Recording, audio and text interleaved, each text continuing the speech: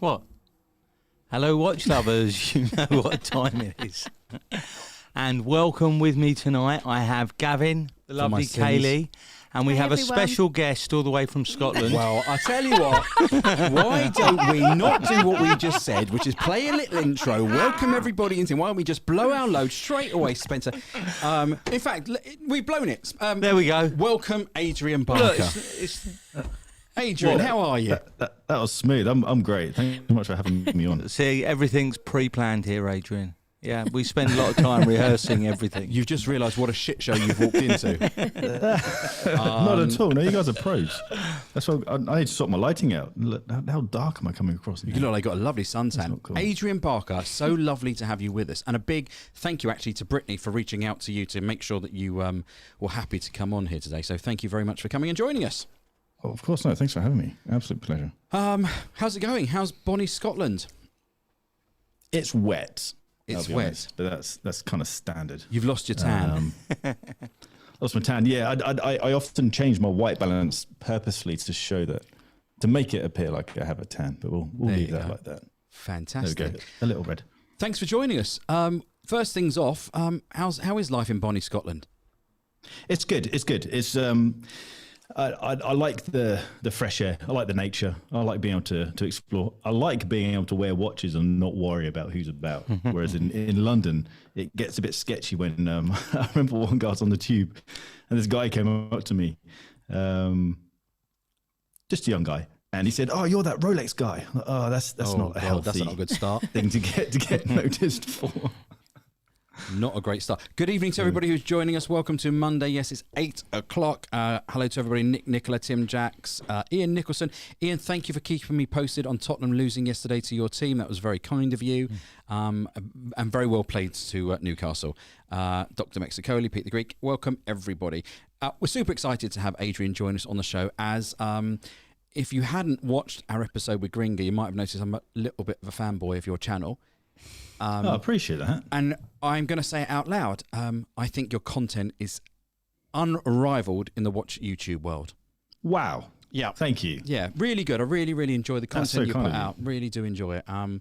Spencer's just getting into watching other people's channels. So he doesn't even watch his own. I'm just getting out to watches. Exactly that. Exactly that. I'm new to watches. Adrian, what's on your wrist today? We always have to do that silly, shocking game. What's on your wrist? I haven't really spoken about this yet. I've got a video. I'm pointing at the wrong camera. That's how professional I am. It's my new root beer. Lovely. Nice. Gorgeous. Very Congratulations. Nice. Very, I picked it up beautiful. a while ago, but I don't always share what I get because it's not always safe to do so. Sure. Except when you're in Scotland and no one cares. Absolutely in love with this. This watch is gorgeous. A stunner. A gorgeous. Kaylie, what are you adorning today? I'll give you it, Gav. Pass it over. Let's pop in front of the camera and have a little look. Really, that's very low key for you. Normally it's sort Yeah, of a rose gold day-date or something. Yeah, she likes to bust the bank when it comes to bringing cameras on the show. Let's have a little look. I mean, we had a platinum. What was it? The platinum day-date. I thought you'd have brought that. You know. Sorry, I thought I'll hold it down. There we go. Kaylie, why did you pick this little puppy today? This is pretty, isn't it? Girly and pretty. Steel and rose gold with the bling, diamond bling, bling, 6. bling, bling. So Yeah. anything What size diamond. is that? Is that 36? 31. 31? Yeah. Crikey. Yeah. That's tiny. Gavin's got a great camera there. It makes things look bigger than they are. Not all things, Spencer. I need one of those. Don't get carried away. Spence, what are you wearing? Well, as Kaylie knows, I've been on about this watch for ages. And Adrian, Ages. I absolutely love it. Yeah. I think it's one of the prettiest styles they do. Okay, we have a Rolex. Here we go. The motif Green. Yeah, fluted. What do you think of that one, Adrian? See, when this was launched, this was one of those ones that I thought, I just don't get it. Yeah. I don't understand it. But then it's one of those weird, it's similar to the root beer. When you try it on, there's something that I'm not good at describing designs, but there's something about it which is just cool. And the pattern on the dial just works. It does with the fluted bezel, doesn't it? Exactly. There's kind of some continuity there from the bezel into the dial. Yeah. It's cool. It is cool. Well, for myself today, actually, in honour of you, for the first time ever, I've decided to wear an Explorer 2. Oh, first time I've ever put one on my wrist, I have to say, Adrian. And I'm going to say, not convinced. I'm done. No. But I'll tell you what I am convinced Where's the about. off button? I'll tell you what I am convinced about is I went into the drawer on Friday.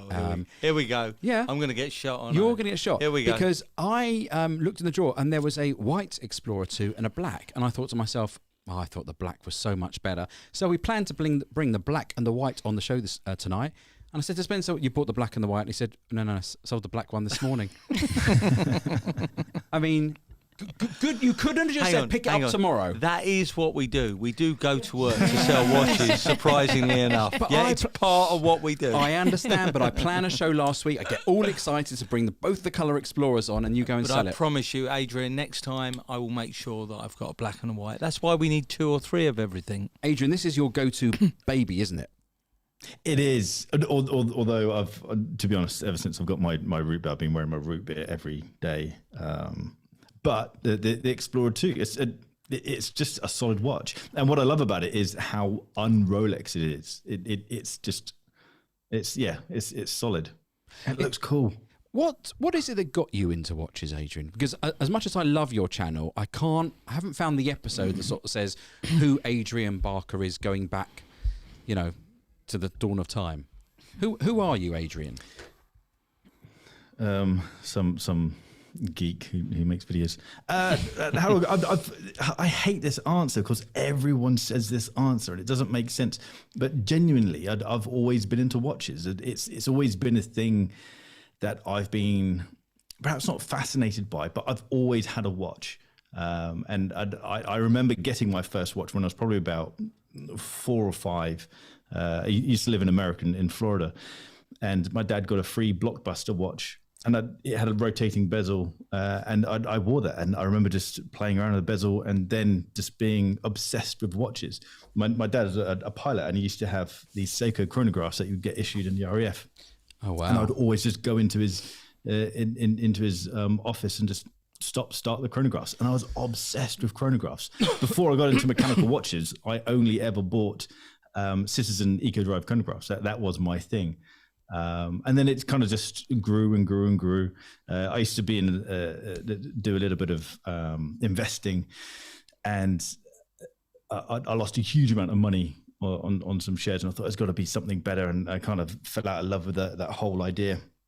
And I thought surely there's a way of combining taking this money from shares and getting into watches, and that's kind of how I got into justifying, because I didn't earn much when I lived in London, and the watches that I wore were disproportionate to the salary that I had. But the way that I justified it was this money is relatively safe, at least far safer than I was at investing the money. At your skills at investing.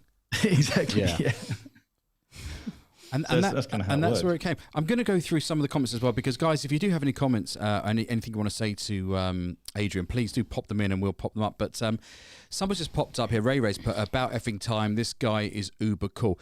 I have to say, don't meet me in real life then. Yeah, maybe not. But your channel, about effing time, your podcast with the boys, I think is wonderful. The watch knowledge combined between the three of you is immense, isn't it?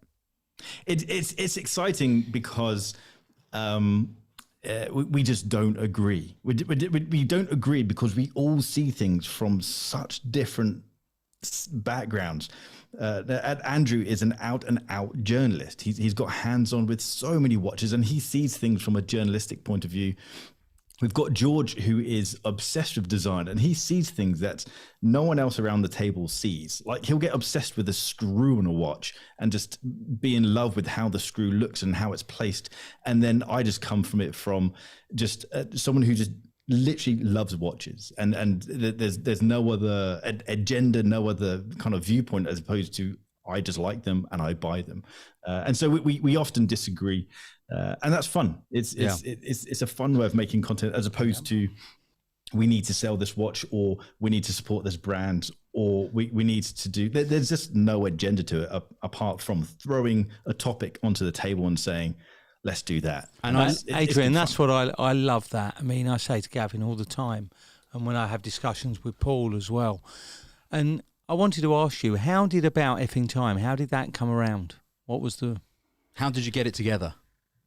It was a really serendipitous thing. I did I'm part of I always get this wrong, the Alliance of British Clock and Watchmakers, and so I do interviews and shows for them. And I did a show with George, and I get quite scared doing them because they get broadcasted to like the New York Horological Society and the to quite big bodies, and so I get massive imposter syndrome when I do them. And George had the same, and I did an interview with him. We just kicked it off. We just two guys just talking watches, and it was just such a fun interview to do. Then I bumped into Andrew. I've been talking to Andrew since day dot of doing YouTube. I finally bumped into him at Watches and Wonders, and just happened to bump into George at the same time. And Andrew said, oh, let's do something. And his cameraman, Marcus, who happens to produce about Epping Time, just clicked record on a camera and just recorded us doing a very impromptu chat at Watches and Wonders, put it on YouTube, and loads of people said, you guys should do a podcast. We thought, yeah, let's try it. And I love the fact that on the podcast, you something comes in where you both say, or three of you say, oh, we should do an episode about that. And then you do. Whether it be the micro brands, like discussing the favorite micro brands, and you get 6 episodes later, there's the episode. Do you record? That's kind of how we did the podcast. We locked ourselves in a room for 2 days and did 8 podcasts in one hit. And it was pretty much, we'll do this podcast, and a little idea would come up, and we'd do that a couple of hours later. It was hard work, but good fun. And you went straight in with a sponsor as well, didn't you? That was very nice. Yeah, and I guess that's one of the benefits of, rather than going into things completely dry, we have our backgrounds to kind of validate what we're doing and to say we're not just messing about. We're kind of doing this properly. And so we got 4 Pillars, to a gin company from Australia, to sponsor us, and they were awesome to do so, and they're proper watch guys as well, which is cool. I love gin. Wish they'd sponsor us. Adrian, you know what I find amazing with like this, the 1657 here, Gav. Just show him this.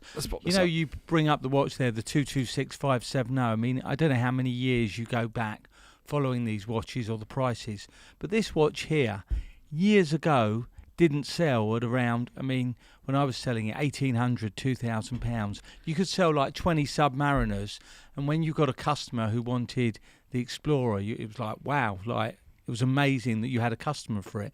And now with the 226570, where they've come forward now, that they never sold. And even the older 16570 now is selling several times more than it ever used to, and it's now popular. So when it was sort of affordable, it didn't sell, and now it's far more expensive. And that's what I find amazing when people sort of ask me and we discuss these on the lives and talk about all these older watches. Do you not think that's incredible with some of these pieces?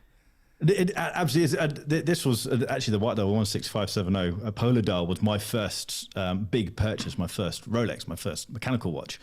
And I didn't have the cash available to get it. It was listed on Bond Street for, I think it was something like 3,400 quid. And I lowballed the dealer massively. I dropped an email and said, I'll give you 2,600 and pick it up now. And he emailed back straight away, said yes. Yeah. And he was desperate to get rid of it. And it was a bit of a strategic offer because I knew they focused on Patek and more, I was going to say higher end Rolexes. They aren't higher end, but more desirable Rolexes. And you're right, that he just wanted to get shot of this watch because it was done as a part exchange for something else. And it is funny how you kind of look at this and think, I paid 2,600 for this watch. Box and papers, can't remember what it came with. I think it was just box. And annoyingly, I sold it because I couldn't justify having multiple Rolexes, and I don't dare buy it because it's like, what is this? £6,000-7,000 watch now? Yeah, £6,000-7,000 watch now, and it's 20 years old. And much the same, I sold someone like a brand new Submariner. They retailed at 2.8 in 2007 because it was this guy's 50th, and it was like, no, it was his 40th at the time, and it was 2.8, and I remember I sold it to him for sort of £2,400, and 10 years later at his 50th, he said, you know what, maybe I'll buy another watch. What's this worth? Is it worth 1,500? I said, are you crazy? The watch was worth about $6,500 at the time, and he was shell-shocked how much it had gone up. And that's why I say, like, how things that didn't sell and then go up, and GMTs. You probably sold 2 GMTs to every Submariner years ago, and especially if you got one on the Jubilee bracelet, never sold. Root beer again was a difficult watch to sell. The old root beer. Oh, right. You know, so having sold them, I mean, we're on stock number now for sort of 45,000. And prior to that, I had a different numbering system. So I probably sold over 50,000 pieces going back to 05. So probably 17, 18 years, I've really concentrated on the watches. And prior to that, I was doing pawnbroking. So I still saw them, but never as many as Did now. you not know Spencer did porn? Yeah. Now, do you know something? He dropped into broken. There was a little gap between the porn and the broken. Gavin, it's funny you say that. People always say to me, how did you get into pawnbroking? And I say, well, the reason was I had a choice of getting into porn or pawnbroking, and I chose the wrong one. Yeah, he chose the wrong one. Wow. Adrian, Bark and Jack, so straps and other bits and pieces. Is that which came first, the chicken or the egg? The straps or the YouTube? Depends. With Bark and Jack, it was YouTube, but actually I started selling straps soon after getting into watches, kind of seriously. Perhaps about 2 or 3 years before, maybe 4 years before doing the YouTube channel. Long story short, I went on a honeymoon to Europe. Flight got cancelled. We got some compensation, and I've always had little ways of I guess you'd call it entrepreneurism, but it essentially just turning money into more money. And I started a strap company from the compensation that we got from that cancelled trip, and that's how I got into watch straps. I stopped doing that because it just got more tricky as the thing grew. And then I got into doing YouTube, and I thought, well, that's cool. Let's do this again. Let's do it better and turn it into a brand as opposed to just selling straps. I thought, let's make this bigger than it actually is. And that's kind of how it just happened. It was a bit of fun, really. And I have to ask you because, you know, you can see every week how much we have to do with Spencer and his presenting skills and everything that comes. I was going to ask you if we could send him up to Scotland, if we could mail him up to Scotland, let him sit with you for a month or 6 and see if you can hone his skills. But you are very, very natural in front of the camera. Yeah. I mean, it's like watching an episode of Top Gear. That's what you remind me of. You remind me of a Thanks so kind much. of a But Gav, Top you know Gear. why? He's just copied me. He's just shut followed up, me. Spence, you can't. We've been doing this for 2 years. You still can't remember your intro. You can't get an intro right. You blew your load at the end. I still haven't played the video that I've spent about 10 minutes making. Hey, no work in PR, no media training, no, just all yourself. So my job previous to this, I used to work for Apple, and one of my jobs at Apple was presenting, and so I used to do a lot of internal presentations, external. I used to work with their business teams, and so we'd have quite large clients like Lloyd's Bank and Gucci and things like that, Prada. And I thought you were going to say you're the person who stands up in the Apple store with the kids and says, "Right, kids, we're going to learn how to use iMovie now." And they were my colleagues. I couldn't do that. And how long were you with Apple for? 6 years, 5 years, 5 or 6 years. It was an amazing place to work. The pay was shocking. But the people who work there are absolutely incredible. It's the amount of people who've gone off to have massive record contracts, start production companies. It's really, if you ever need inspiration, staff, just go in. Because I've been in there. I mean, over the years, I'm a big Apple fan, and since they've launched stores in London, and I go in there, and I'm quite well known in my local store because we buy all our stuff from them through the business team. Every member of staff, when they hear that you have some sort of association with media, they're all telling you they're an editor, they're a filmmaker, they're in music. Everybody in the Apple store is something trying to jump onto the ladder. Let's go. Sorry, just to say Kaylie, because I know you can't see the comments, but everybody's saying Kaylie, feel free to chip in whenever you want. I know, but I'm just listening. It's quite interesting. But I just don't want people to think that we freeze you out because you've got some stuff to ask, haven't you? There's a young lady called Old Watch Lady who's just piped up with a comment. Love the root beer, old one. And I have to say, Spencer alerted me to her channel this week, and I've been looking at her Instagram, and what an unbelievable collection. She's got a crazy collection. Unbelievable. We have a question coming up for you later from her. Let's just pop in some of these questions that have come in for you. Let's go back. Hey, Adrian, you came across as being quite tentative when buying a watch, i.e. has the missus ever given you a slap for spending the family budget? Asks Brett Meister. She always asks me this question. I'll tell her that I'm thinking about this or I've done this. And she'll always say, why do you need another one? Yeah. And that shuts me up straight away. I don't know how to answer that. Why? I don't need another one. I mean, I've got the best watch in the world. I've got the Explorer. There you go. And so I guess arguably I don't need another watch. So no, I've never got into trouble. I do play the investment card quite heavily. Oh, the one we're not allowed to talk about now. It's an investment. Yeah, and the problem is that when it comes to selling it, she's always like, well, how much are we going to sell it for then? I just want to point out while you're whispering, she could be watching. No, she doesn't watch you. No, she doesn't give a shit about watches. No. I think she's next door. That's Right, gotcha. What's What's her it. thing? What's her thing then? That her secret sort of guilty pleasure then, if it's not watches for her? Bags, jewelry. Actually, she always steals my G-Shocks. Oh. And the problem is I get, I like to think I get cool G-Shocks, and G-Shocks are to be worn and messed about, but I've got mess about G-Shocks. I've got my limited edition G-Shocks. Collection G-Shocks. And they're trashed. Steve W asks, Adrian, what do you think Rolex will do with the Explorer next year, or you'd like to see? Think it's a big year for the watch?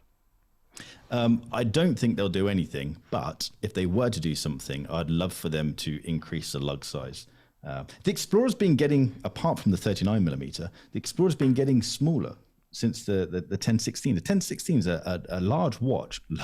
It's larger than the 36mm Explorer, and the current 36mm Explorer is even smaller than the one that I have, the 16570. What do you think of the 36mm? 142. Did you like that, Adrian, when they brought that? I don't like the bracelets. I like the build quality of it. I like how similar it is to the previous 36mm.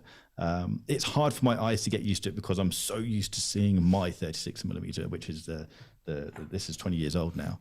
But I do like it. Superb movement, and it's nowhere near as fragile as my old thing is. Yeah. Alan's asking, hey friends, what's the best watch you recommend at a 50k mark in this current market?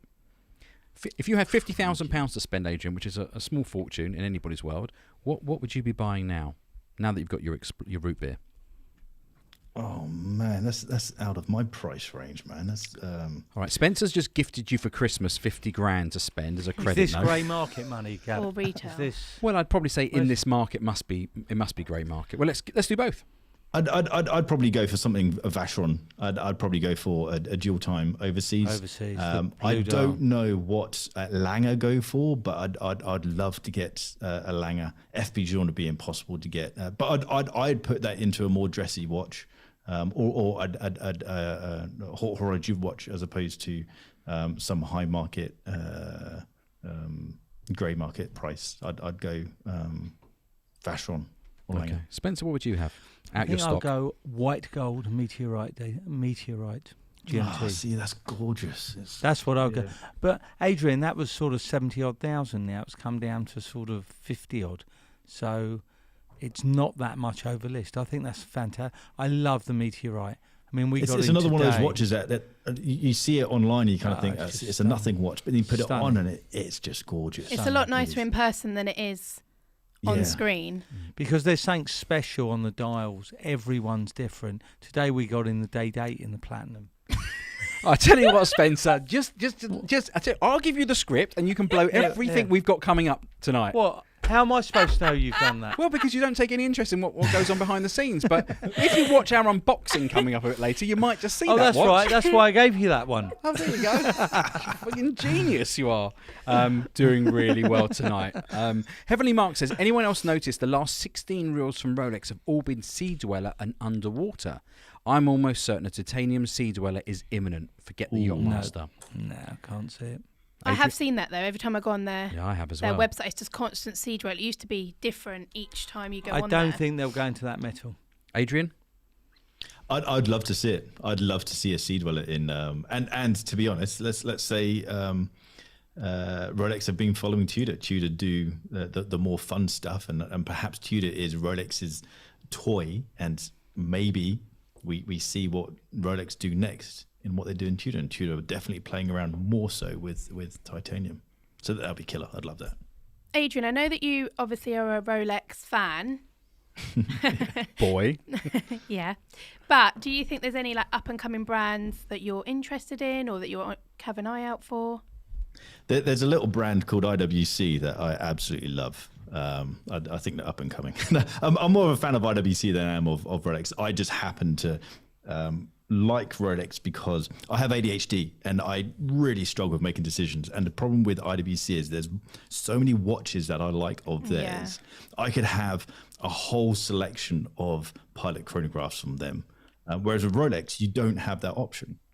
You have the Explorer comes in 2 styles and that is it. Whereas with IWC, you can have 5 or 6 or maybe even 8 styles of one watch. And so that's a bit of a challenge.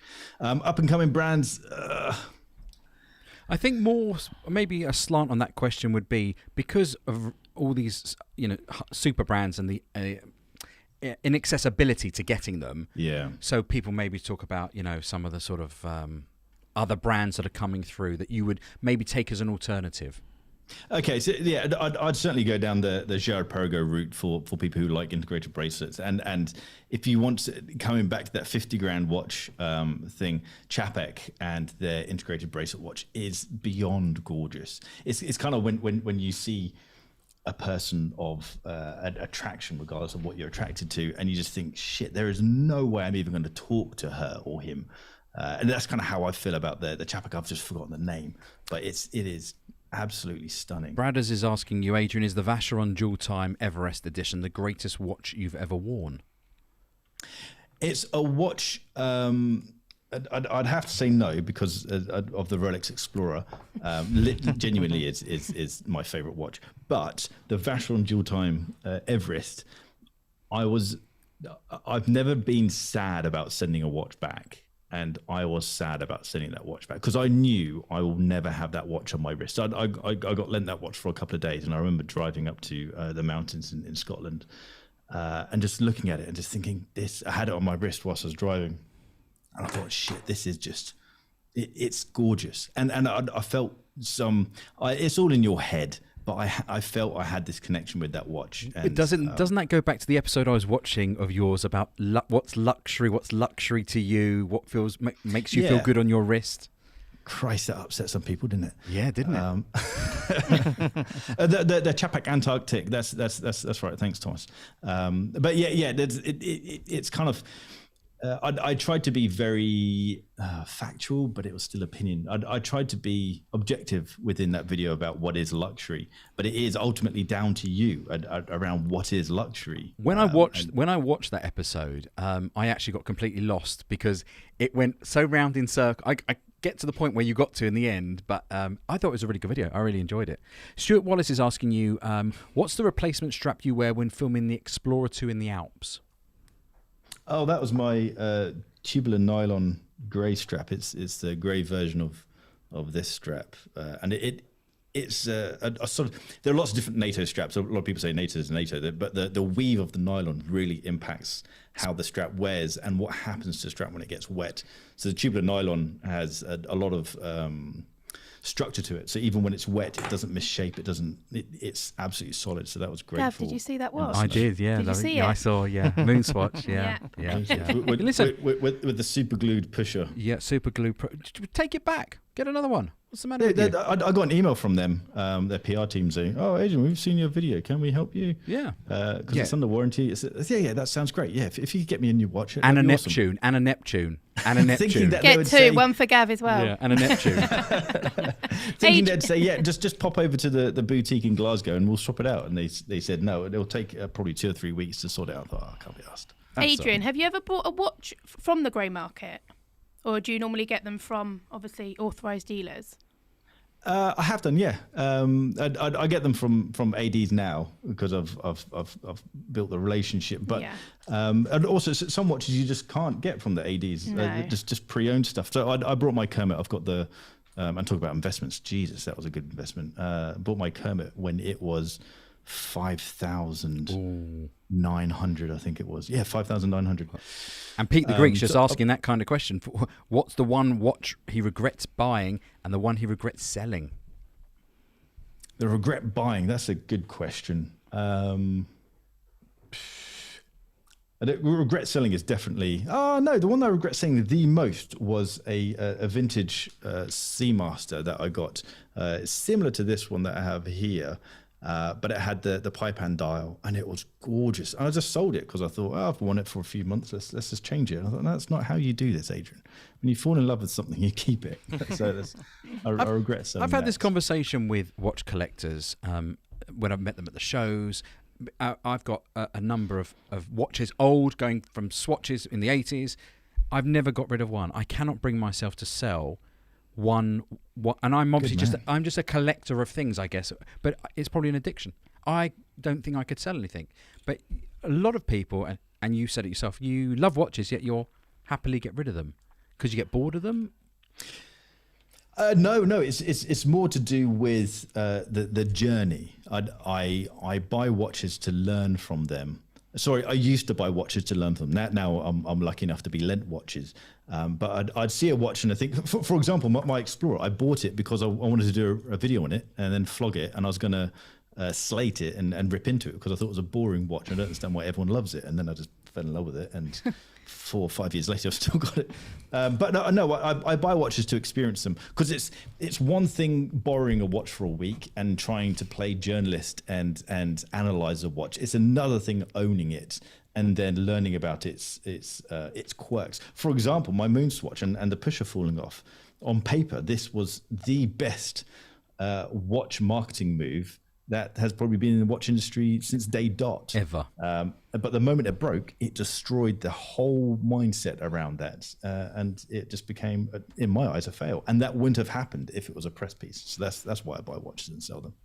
Adrian, you speak about the Explorer 2. What's your thoughts with GMT or Submariner? Do you like either of those, or would you be swayed one or the other? But my dream watch, the watch that I truly want is the Pepsi, and it's just an impossible watch to get, and I can't afford the pre-owned prices, and so that's just how it is. I just love that watch. I think the proportions are gorgeous. That on a Jubilee bracelet is just amazing, and I'd love that to be my daily watch. And that's one of the nice things of living in Scotland, is it could be my daily watch. But no, the Submariner, GMT, I think they're gorgeous. I love the proportions. On the podcast, my nickname's Captain Boring, because I like the standard watches, and that's kind of just my styling. It's just a gorgeous watch. That's the one they all moan at me. Because he wears it all the time and never changes it. It's his daily beater. I love that piece. It's the one and done watch. It does everything. It looks gorgeous. It's got a little bit of flashiness to it, so you feel a bit special. But it is rock solid, and it feels great on the wrist. It's stunning. And what do you think about all the rumours for the Coke coming back? Everybody's pushing that again for next year. I don't think it would look good. I'm not a fan of the Batman. I'm not a fan of the Sprite, and this. Yeah, I just don't think it would look good. Do you like a Batgirl, or is it just the Batman? You don't like either? I don't dislike them. I just wouldn't buy them. Yeah. Well, it's obviously just the red then, isn't it? Because that's just a colour thing. It's just something. Yeah, no, it has. But it's also tradition. I love, for me, but when I recognise this to be the GMT format, is the Pepsi bezel. And a Jubilee bracelet. If you think about all the iconic adverts, for me, this is what I would see in the magazines as a kid, and so that's kind of how I just see it. Adrian, no doubt you remember the Pan Am GMT as well with the white dial. Yeah, I mean, wasn't that put down as a fake or not? Or well, people isn't that just one of the myths? I mean. And again, years ago, the GMT, whenever you got one in with the Jubilee bracelet, everyone would say, oh, it's got the wrong bracelet, it doesn't sell. And it's amazing when it came back how popular it was. But years ago, the Jubilee bracelet on a GMT was a disaster. Just couldn't sell them. You just could not sell them. It always amazes me, Adrian, when we sit and talk about some of these, the historic stuff from Spencer, that literally, generally, the gold... big gold pieces would sell you couldn't get rid of them. Sell at a discount to list, giant discounts, just to get them out the shop. And how times have changed now. Yeah. Haven't they just changed? Yeah. Adrian, in terms of yourself and your growth, do you have aspirations of, moving on from sort of the straps and other bits and pieces? So maybe now that you've connected up with George, do you see maybe an opportunity to head down a route of customization of watches? Is that something you'd maybe be interested in, or something that would be an aspiration one day to do a collab? Yeah, those conversations have been had, and I'm pushing them forward. My original idea for Bark and Jack was to start a watch company. It was supposed to be a watch brand, not a strap company. I launched the straps because that was something I knew, something I enjoyed. But the idea all along was, I don't have enough money right now to create the watch brand, so let's do something that will build the capital so that I can do that. But then the content took over. I fell in love with making videos, because I only started making videos when I started the YouTube channel. So it was a massive learning curve. But no, to go back to your original question, Troy, those conversations have been had, and I'm pushing forward with them. Quick super chat there from Uncle Jonga for 117. Adrian, sub date or no date? Oh, that's to be honest, I'd say whatever comes up first. Put your name down on both and just take whatever comes, because they're both stunning. I guess if they were sat in front of me, no, it's kind of impossible. I don't dislike the Cyclops. I know the Cyclops, a lot of people hate it, but I don't dislike it. I kind of feel like it adds to the watch. Maybe the no date. Maybe I would just lean towards a no date. But okay.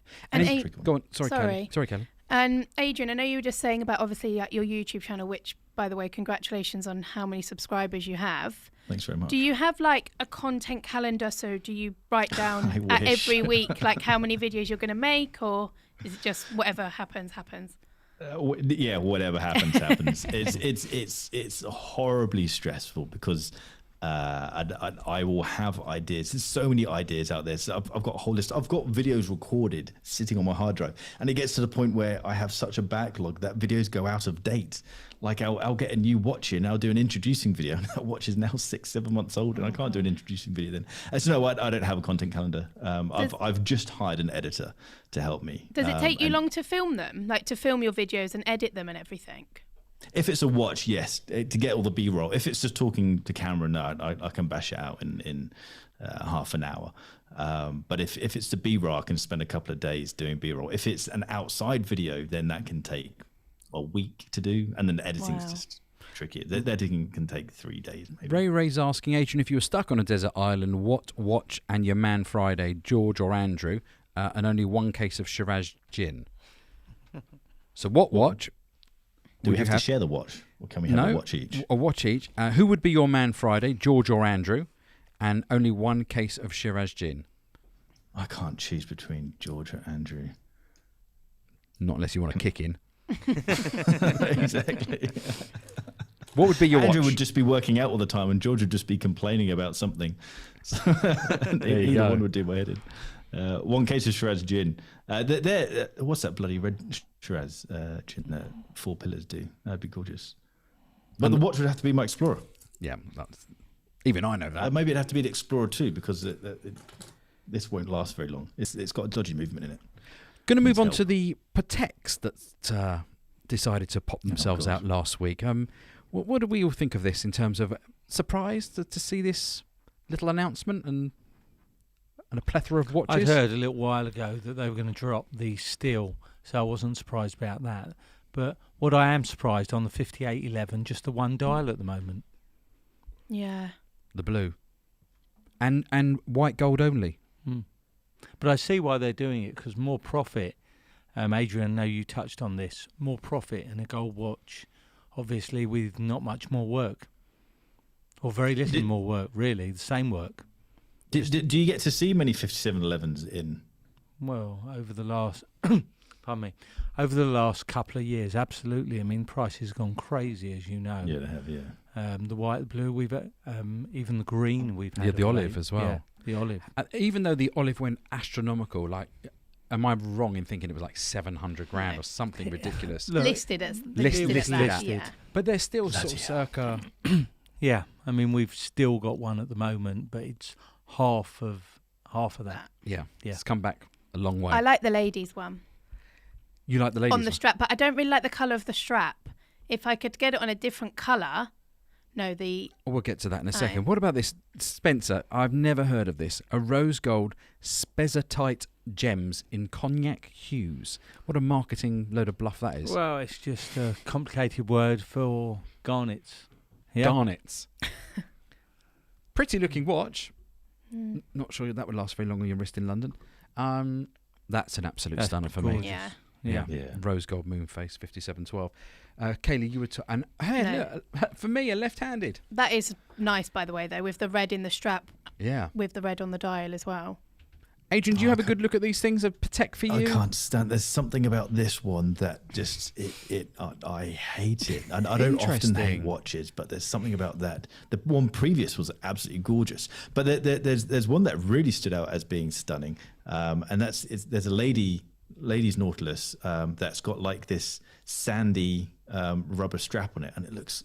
That's just be the strap. Yeah, that's this gorgeous iteration with a sand-coloured strap. Yeah, that's the it looks so cool. 7968, the Aquanaut Luce Rainbow. First self-winding ladies chronograph. Love it. Spence, are you going to see any of these? in 10 years time? One day. Probably about 2027 we'll probably get to see these. You think so? Just takes so long to come through. Is it something you aspire to, Adrian? Is a Patek something you would like in your collection one day? That's an interesting question. The answer is no, but there's a weird thing where I don't know if it's a watch collector thing or whether it's a YouTuber thing of feeling a need to go up in the ranks of watches.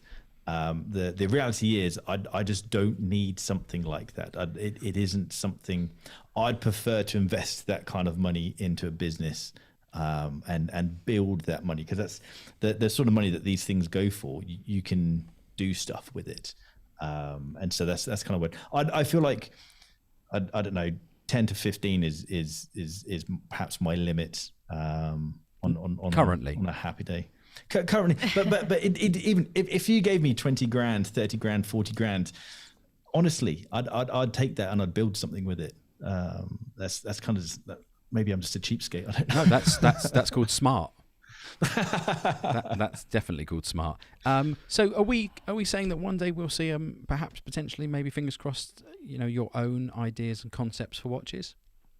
Yeah, honestly, the chats are a bit. There's 3 companies that I've brands that I'd go down the customization route of things that are in production as opposed to doing my own thing. Cool. No wonder you got George as a friend then. Yeah. Well, I haven't used his contacts yet, but I will do. The last time actually, I've only ever seen George in the flesh once, and I was 17th in the queue when they did the Bamford G-Shock. And no way. And it should have been called, literally, it was George Bamford's shock, because his face when he was coming to the front of the queue and seeing everything that was going on that day. But he was livid at that. I remember when we were getting WhatsApp updates, and he was trying to go through. He was purposely walking up and down the queue, trying to find people who would recognize him. Yes, and he could kind of feel like, all right, if you know who I am, then you must be a watch person. Let's hook you up. Yeah, because he was livid. And I think he actually shut the shop. No, he did. I was actually the last person to get in, and I was 17th in the queue. But the queue I kept moving further back as people kept shuffling in front of me, and then in the end I went straight to the front and just caused a big old kerfuffle and got myself in. But it was very funny because George was giving away, as he does, the stickers, and they were trying to grab just the whole lot like it was something important. Like they were just trying to grab the whole lot out of his hand. But what an absolute character! But you got yours signed, didn't you, Gav? I did. I got mine signed. Yeah, I got a selfie. Yeah, what a proper gimp I am. There you go. And the funny thing was when. Everybody in the queue around me was saying, "Why are you having a photo? Why are you having a photograph?" And I said, "That you mugs is who's issued the watch. That's what you're all queuing up for." Yeah, very funny. Kaylee, we got to unbox a very, very special watch today. I mean, Spence, do you know what watch we unboxed today? It's the one I told you about. Jesus, I didn't know you were showing it today. Jesus Christ! Let's take a little look at this. Black Adam. That's a car. Black Adam. Don't know what you're saying. Black Adam. The new film, the new DC film. Oh my God, yes, and it's The Rock. Yeah. The Rock is Black Adam. The Rock. What do you think? No, that's quite cool. Also, it's also really funny. I don't even like Doctor Who. I don't know how it came up on my timeline. Yeah. On my Twitter timeline yesterday. It was like, everyone was like going mad. Like, I don't know what's his name, David Tennant, Jodie, something was there. Catherine Tate was there. On on this trailer thing? Oh, for Doctor Who? Yeah, because all the old ones are they're back, all isn't old it? Doctors. Oh, I don't know. I haven't watched Doctor Who since I was about 6. I've never watched Doctor Who once in my life. Daleks? Again. Exterminate. I thought that was Star Wars, which I've also never watched. Daleks in Star Wars. So, Hagrid died. Very sad. That's probably monumental in your life, isn't it? No, Gav, do you know Hagrid. I was away last week. Do you know what I've done all last week? Mourn Hagrid. No. I watched every Harry Potter from beginning to end.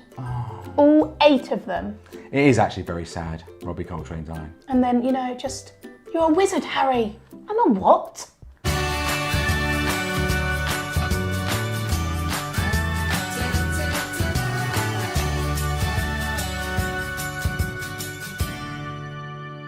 Hi guys, welcome back. Hope you're doing well. Welcome back to another unboxing with Gavin.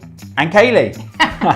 New box, looking very, very smart. Yeah. Now, Kaylee, when you give me a call in the morning and say, get your in here, it means something special is coming in, but I can't think what would be special in Rolex that you drag me in here.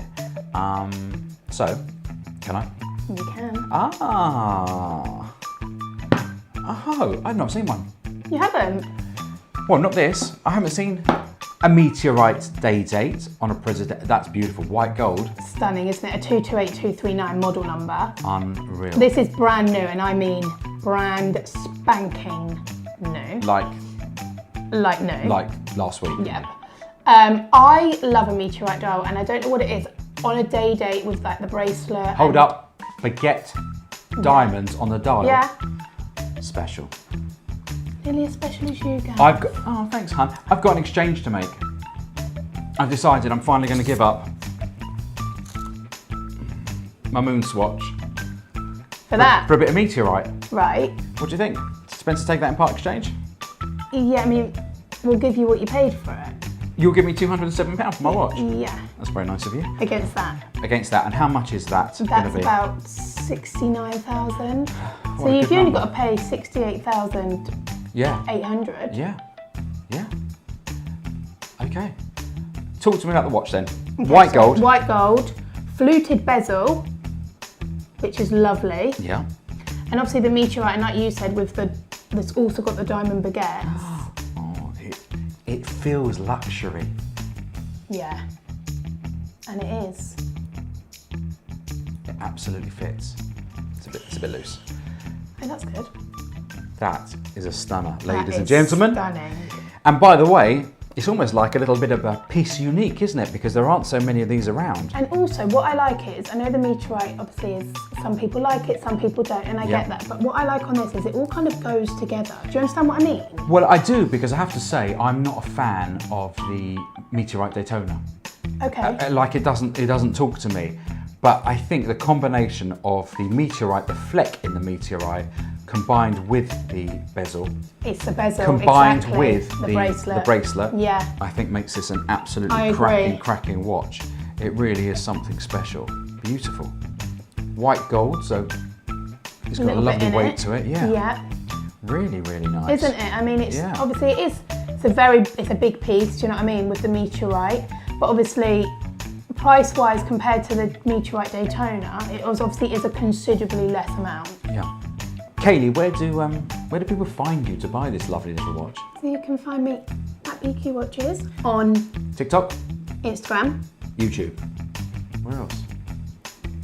email, Yeah, that'll do. telephone. Telephone. Beautiful. It's not really going to hang around for very No. long, is it? No, I can't see it But hanging I'm around. really glad we've got one in.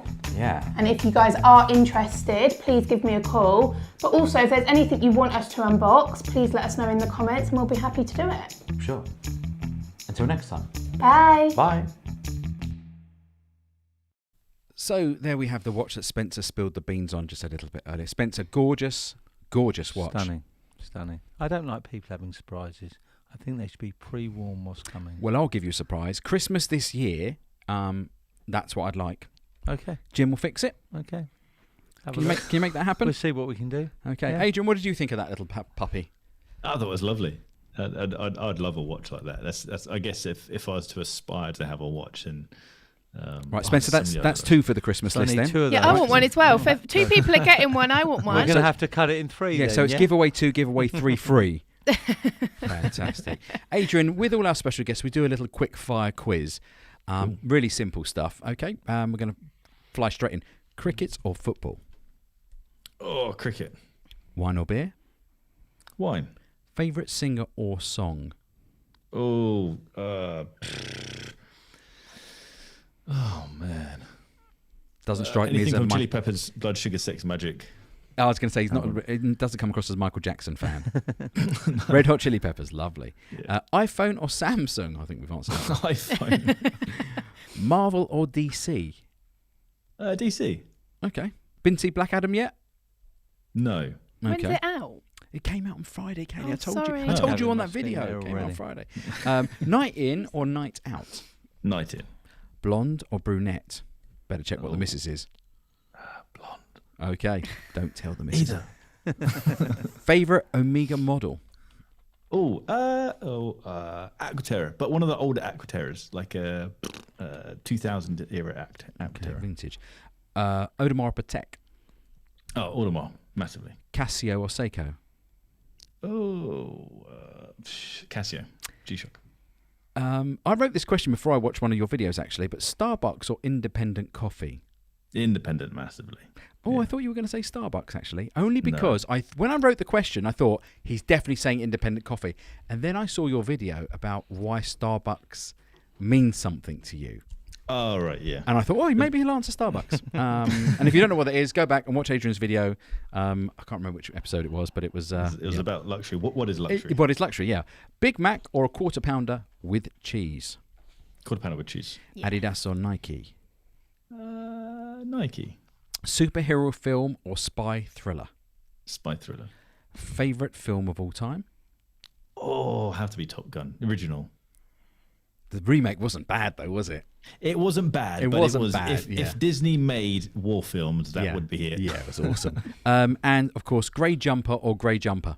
I think I have 15 grey jumpers now. Well, if you ever run out, Spencer might be able to lend you a few. But meanwhile, here's the irony of calling this episode The Grey Men, because Spencer always wears grey. Camera on Spencer. He's wearing blue. You tell him to change his top, he doesn't. The one time you actually want him to wear Do you what know he normally something? wears, I he actually isn't. put blue on today for a change. That was why. Oh, and the women's shirt last week. Yeah. It's literally incredible. I mean, I guess you don't know that the show was going to be called The Grey Men, or you wouldn't have looked at any of your social media for the past week to know that it was called it was called The Grey Men. Wowza. Okay, let's just flick this across. Adrian, we've had lots of questions that have come in from Instagram. We're just going to fire some at you.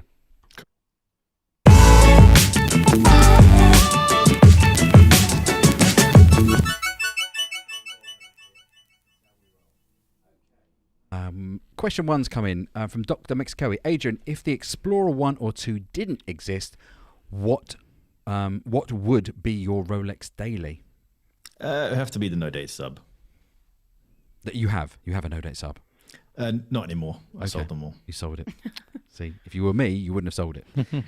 Question number 2 comes in. This is from me. It's from my team. My team wanted to ask you, how many days on average does it take for you to make a film for your channel? It depends. It can be a day or it can be 2 weeks. It depends massively. And now- usually it's about three or 4 days. And you've taken an editor on board now? Yes, which helps. Excellent. Question number 3. Dickie Dixon, I can't see with the glasses. When selling a watch, would you recommend selling to a dealer or private? I would say to a dealer, because the risk, there's so many challenges around selling a watch, and a lot of people think that if I sell it privately, I'm going to get more money. That's not technically true, because you don't have the credibility that a good dealer has. But also there's fees involved. If you put a watch up on Chrono24 and you sell it for 10 grand, you're not getting 10 grand. And then you have all the challenges. Sorry, short answer, dealer. And I'll pop in and say BQ Watches, Dickie Dixon. From Arts and Curation, Adrian, what is the worst watch brand in your opinion and why? I'd have to be Undone, because they're just cheap. Not because they're cheap, because their operation is cheap. The way they go around business is cheap, and they stole content from me. Oh, yes, I remember hearing about that on about Epping Time. That's right. Okay. I mean, you're never going to hear from them again, are you? Unless I hear from them like it's a yearly thing. Oh, you do? What can we do, Adrian, to fix this? Well, my fee's gone up now. Oh, well, it's better than getting a lawyer's letter for slagging them off. Question number 5. Tudor or Panerai? Tudor. I agree with that. I think I might be getting my Pelagos 39, by the way. Yeah. Ooh. Yes, I made a call on Saturday on the off chance, and I think I'm going tomorrow because someone hasn't come to pick it up and they don't think it was going to pick it up. I'm going to get it. Looking for that. Good stuff. Mitchell Walker, do you see the Tudor Harrods holding its value over the next 5 years? Do you like this watch? We get asked a lot of questions about the Tudor Harrods. Yeah, the one watch I get asked the most is about the Tudor Harrods. I think the problem is there are so many out in circulation. It's kind of one of those things. It's a bit like a Happy Meal. Yes, that they will stop doing that particular toy, but there are so many in circulation that it's not really worth much. So I don't know. I don't think so. I don't think it holds as much value as what people make out. But I do think that it's a very nice thing for Harrods to have as a brand to have Tudor that make a model in their green. Yeah, I like it. Question number 7 is from Luke Jones, 1969. Please ask Adrian if he would buy a watch from BQ Watches. If so, which one? Do I have to pay for it? No. Well, you've got the one coming at Christmas. Adrian, no one else does, so why should you? Yeah. And of course, we've got a lovely Pepsi here as well. And how much do the Pepsis go for? Let's have a look. Well, that one, it used to go for about 25,000. I mean, when I bought it, I'm probably $5,000 the wrong way on that watch. But what do I know about watches? Nowadays, they're about 18. 18. Yeah, about 18 now. They've come down slowly. Box 1 watches. Adrian, if you could have one watch back that you've sold, which one would it be and why? It would have to be my Explorer 2, my original Explorer 2 that had the 16570 in Polar Dial, because I can't afford to buy it back again. So I could afford it. I just I can't justify spending $7,000 on a watch I originally spent $2,500 on. Adrian, was that with the 386 movement, the later one? No, that was with the early movement. This was, and it was a Swiss only dial. So at the time, that wasn't worth anything. I think maybe that's worth like £5 more now or something. I don't know. Question number 9 from Gotham Boima. Studio Undog, watermelon, strawberry and cream and desert sky. Rate according to your pref. The desert sky above all of them. Yeah. The desert sky watermelon. But the desert sky is gorgeous. Those guys were in New York tones. This week, I saw. They are, yeah. Yeah. Doing great stuff. Yeah, nice guy. Gotham, another again. Thoughts on Smith's watches? Awesome. I think they've got some. They've got a great Explorer homage, but as a watch company with heritage, I think they're great. Moving on, Dr. Mexico, Adrian, do you still play guitar for enjoyment, or have you lost the love for it, or have watches I've taken recently over? just bought a Strat, Fender Strat here. No, I haven't lost the love for it. I thought I had, and then I bought my Strat, and I can't stop playing it. My fingers are now. So, like leather. Are you a musician? Yeah, that's my background. I went to uni and studied music. I played guitar since I was 9. It's kind of been my thing. So my original job was running a recording studio, and that's kind of how I got into production. Okay, that was the 2008 episode of leaving that behind. Yes, yeah, that was it. Yeah. See, I do watch your videos. Thanks, mate. Told you, fan. Question number 12 from Mitchell Walker. Which watch would you pick? A Black Bay 58 or an Omega Seamaster Black Dial? Omega Seamaster Black Dial. I feel like it's more versatile, and I feel the Black Bay 58 will feel dated at some point, whereas the Seamaster will just carry on. Nothing to see. Spencer. So this is for you, Spencer. You get a look in today. Pepsi fan. I've noticed root beer and Pepsi now a similar price. Which one is better value? Well, it's got to be the root beer because you've got the gold in it. It's better value for the money. But list on a Pepsi is less than list on a root beer. Yeah. And they're selling for That's the a same fair price. Yeah, but the root beer is not as much over list as the Pepsi is. I always say put them on and see what looks better on your wrist. and let your heart decide over the money and the value. Question number 14. Let's have a look at this. DJ Sparky 967. Adrian, is there a video you regret making or would change? I would.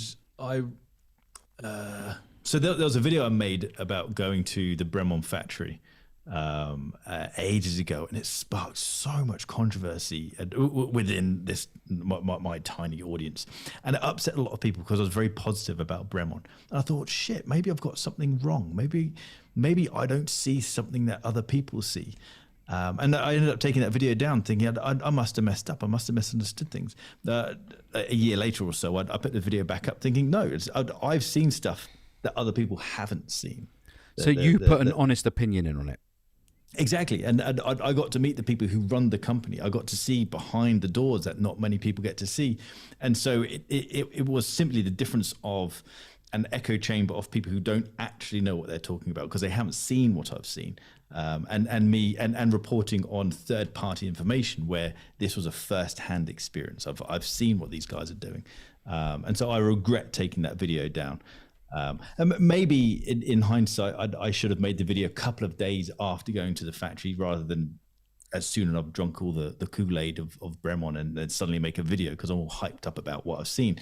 But the action that I regret is taking that video down. Let's move on to the next one. From I can't even pronounce that. Top 3 favorite independent micro brands. Because I've got glasses, I can't see the screen. Ismaya Fivavaya. Top 3 independent micro brands. Depends how. Let's go with more affordable. So I'd go for Vice Watch Company over in America. They make awesome kind of field piloty watches, and they're all handmade. Fears do some stunning. They've got a gorgeous archive 19. I can't remember. I think it's 1925 or something like that. They've got some gorgeous dressier watches. Who else? Studio Underdog. Let's throw that in there. Yeah, sure. Why not? Fun watches. On one of our shows last year, Spencer, we asked him a question about his favourite micro brand, and he chose Panerai. That's a micro brand compared to Rolex and Patek for me. Spence, I dine out on that. I dine out on that. You thought to you, Panerai is a micro brand. I love in that. terms of the number of pieces we sell, absolutely. You are 100% right. It's, it's micro in your business. It's micro. Yeah, even Hublot are bigger, or Hublot. Here's an interesting one watching your videos. Adrian, just hold back for a second. How do you say, Kaylie, Jaeger LeCoultre?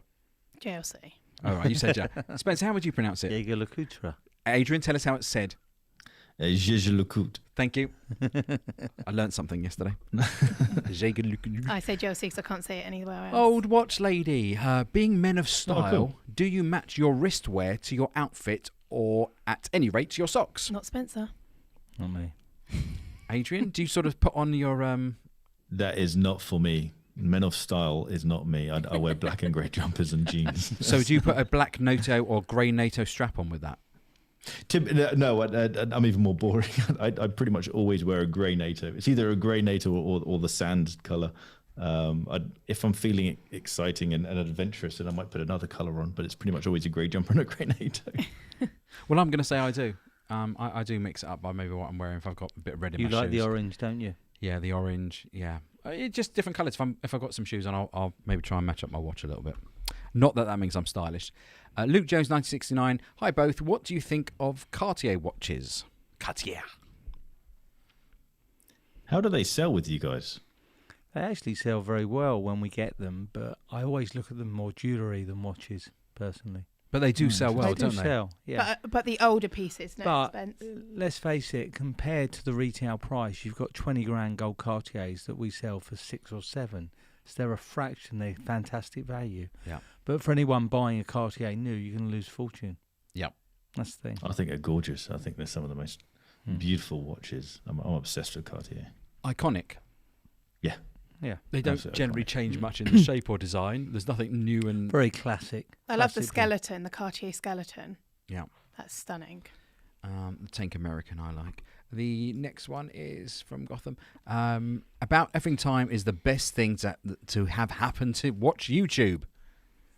See, that's a double-edged sword. That is. I mean, I'm happy you say that, but I'm on YouTube.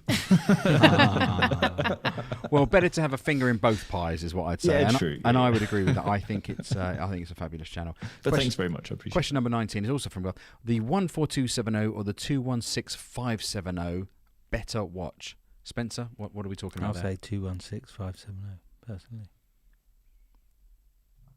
Adrian, for you? As a technically better watch, yes, the 216570, but the 14270 is just gorgeous. Next question. God, we have so many. Holloway Mark. Adrian, do you ever think, even for a minute, that your 36mm Explorer is too small? When you've, after wearing a large watch and you put it on, yes, it looks smaller than the larger watch, but it never feels too small, no. We're coming to the end. Seamaster 300 or SD43? SD43 for me. Spencer? It's a lovely watch. Yeah, I'd agree with that. Yep. Not that anybody asked me. Dickie Dixon again. If you were given your own signature piece, which brand and model would you pick? Oh, you better be careful here in case you signed an NDA with anybody. I would go with an IWC pilot's watch. Okay, there we go. Question 23. This is there's the awkward one. Watch Gringo or Jenny L, or a win double? Together, both good. Yeah. This can I do that? No, I love them both. I talk to Kai, Jenny's husband, a lot, and I talk to Gringo a lot. I talk to Jenny a lot. Win double. Last one is from me. Can I pay you to give Spencer some presenter training? And by the way, just name your price. We're done. Okay? I'll book his flight tomorrow to Glasgow. I have to go to Scotland for a week. No, it's probably about 6 months. Longer, It's much longer than a week. It's much longer than a week. That's funny. Kaylie, we've kind of run out of time, and I haven't done your celebrity watch. fine. Should we do it? Should we do it quickly? Yeah, okay. Come on, let's Yeah. pop it. If I can find the button on this thing, I might have to swap back screens. Hold on a second. Here we go. Oh, okay. The jingle's gone. All right, let's pop up the first one. This is an interesting one you picked out here as a celebrity. Joe Biden. No, but it wasn't necessarily for him. It's just because obviously he's the president and he's wearing a date dress. I just wasn't expecting that to be the watch that he would be wearing. Well, yeah, I guess he's an 80-something-year-old man. No? What do you think he was going to be wearing? He should be wearing the president. Oh, good point, Spence. Day-Date. Yeah. Day-Date. That's what he should be wearing. List price. That's why it was called the president. Yeah, 6,750 quid. Mm. Let's move on to a Jacob & Co. custom. List price £890,000. Jeez. That's you couldn't wear that down Oxford Street, could you? Cristiano Ronaldo.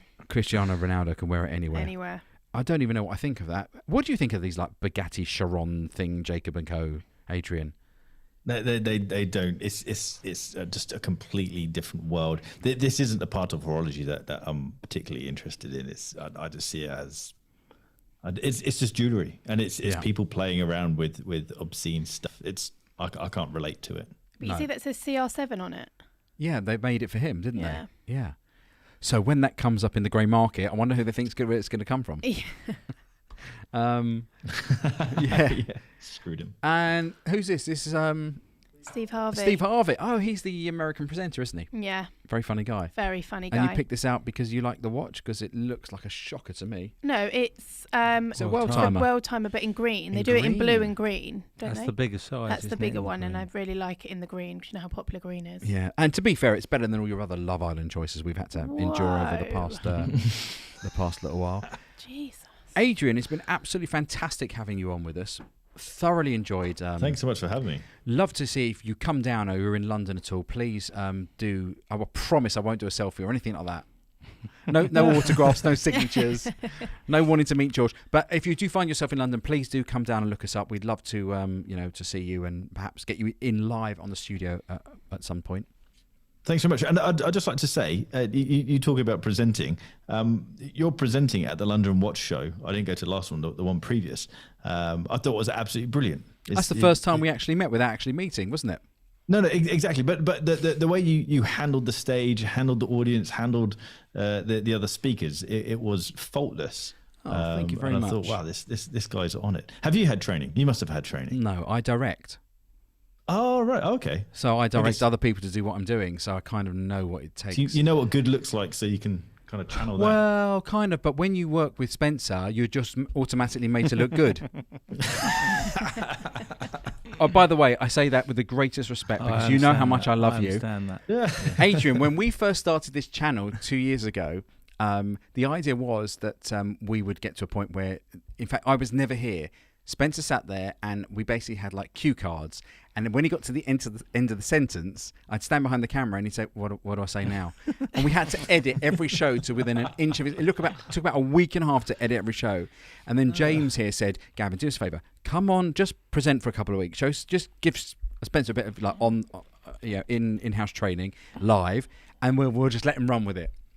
And 2 years later, Here we are. We won the first, weren't we, to do the lives? yeah, we were kind of, yeah. And then Paul copied us. Yeah. Where is Thorpe tonight? I've not seen him.